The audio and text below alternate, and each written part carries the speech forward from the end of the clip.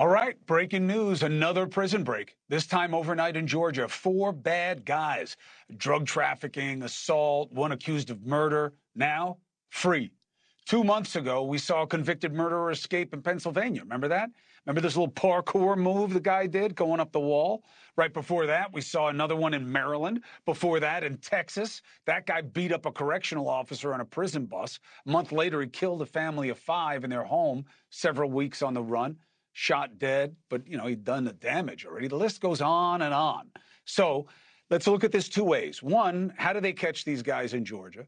And 2, how do we stop this from happening? Let's bring in Dog the Bounty Hunter and Bryce Peterson. Dog, Bryce is new to the mix. Research scientist at Central Naval Analyses, studies correctional issues and policy. It's good to have you, Bryce. So, Dog, I heard you going down to Georgia. Be safe, big brother. But what do you make of this situation and how they get these guys? They had a car waiting. Well, the murderer, his brother, helped him last time avoid capture and was arrested and booked. So we have a high percent rate that his brother helped him again.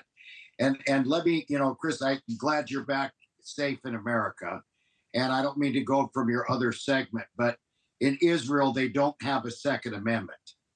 So because of these particular parties that want to defund the sheriff, defund the police, how you like this? These guys got out of there because there wasn't enough, the sheriff said, people to watch them. They've got to have money to buy cameras, things that vibrate. This is what America's coming to. This is going to happen more and more. If you defund the police, you refund the criminal. So I suggest everybody, thank God we have a Second Amendment. Again, in Israel, unless you can prove you've got to have a gun, you can't buy one. We live in a country that's so far still free. So this is going to keep happening. About chasing them, we're going through each and every one of the profiles. I'm after the top guy, the murderer. So he's got family in Georgia. He's got family in Michigan. He's not very good as far as running. I believe he'll get, as they all do, make a mistake and get caught. So he's got a lot of things that I don't want to say right now, like some sheriffs that I know about him. And I'm going to tell him right now, you're not going to outrun. These feds are getting better. These guys on the streets are getting a lot better. I used to wait 14 days. I did last time, Chris. They caught the guy in 13. I ain't waiting no more. Right. My blood is boiling. I'm in on this. I'm coming after this guy, brother.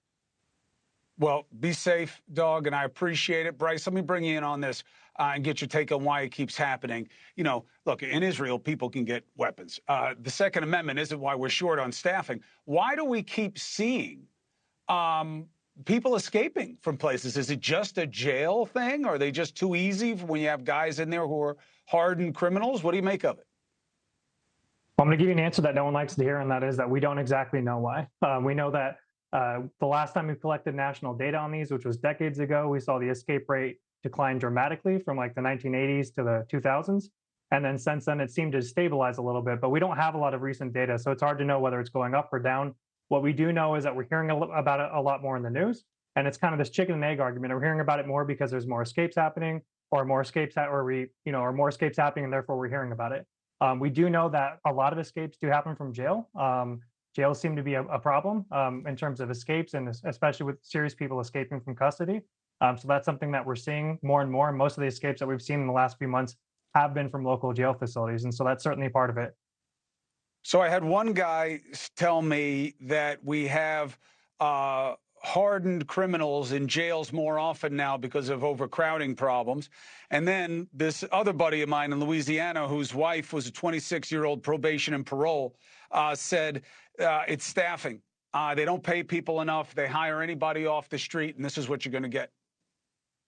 I think staffing is certainly part of it. We are seeing historical lows right now in terms of staffing and retention.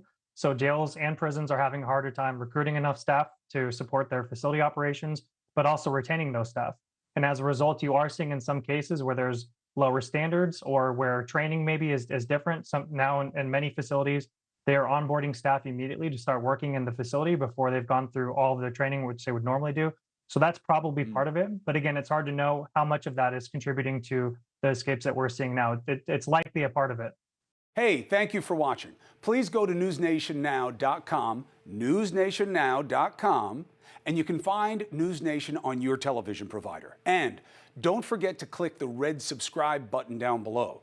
Then you will get more of NewsNation's fact-driven coverage.